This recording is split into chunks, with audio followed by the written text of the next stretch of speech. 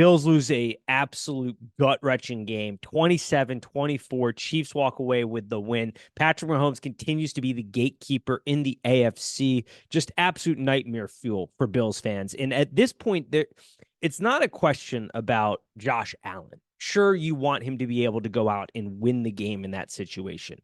And in hindsight, on that 2nd and 9, you probably want him checking down, even though that read is actually getting a touchdown. It's just Chris Jones is being an absolute monster in blowing that play up and not allowing him to step into his throw and deliver an accurate ball that would have been a touchdown. And I got to think in Josh Allen's mentality, it's, hey, we got to score. We got to make this as hard as possible on Patrick Mahomes. We can't give up a score here because our defense in the last 3 meetings in the playoffs has allowed the Chiefs offense to score in 76% of their offensive drives. 76%.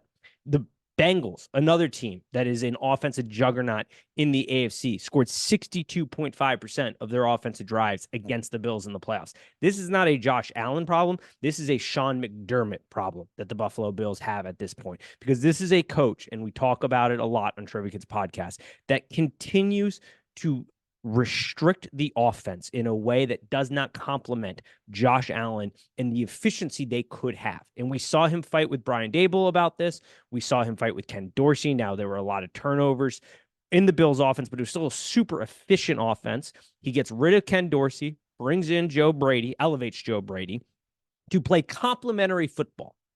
Complementary football. They want to establish the run game. They're less efficient in the air, and then that rears its ugly head when you need your passing game to be efficient, to be on time, to operate well in space. Like, you're calling upon your offense to do something that you have now spent weeks not preparing for. And you have a defensive-minded head coach in Sean McDermott whose defenses have not been able to perform. Like, you look at the landscape of the AFC.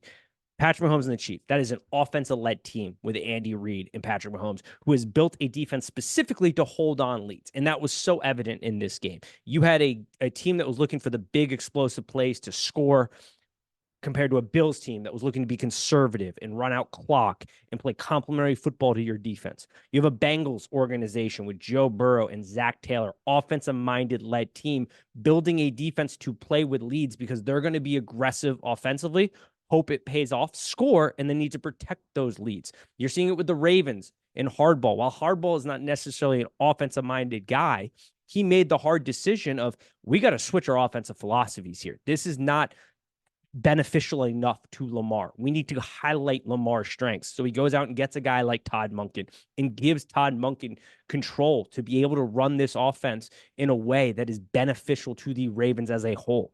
You do not see that in Buffalo. Sean McDermott did a great job of building culture, of getting the Bills to this point, but it very much reminds me of my Tampa Bay Buccaneers and Tony Dungy, a man who built Bucs culture, who did a fantastic job of working with the front office and drafting and developing talent and really turning around that organization.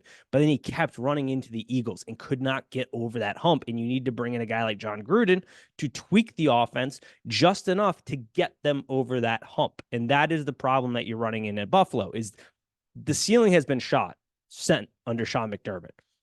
And we're seeing that every single time.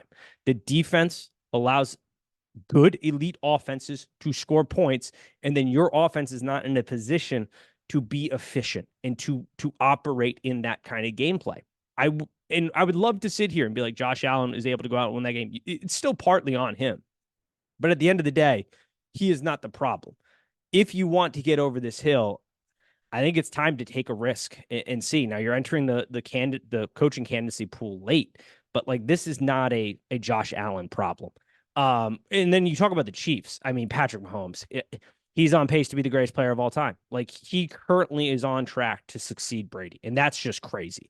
But like, what he is able to do, and Andy Reid and him as a duo pair has been able to do from an offensive standpoint, is nothing but miraculous. Like, he's a freak.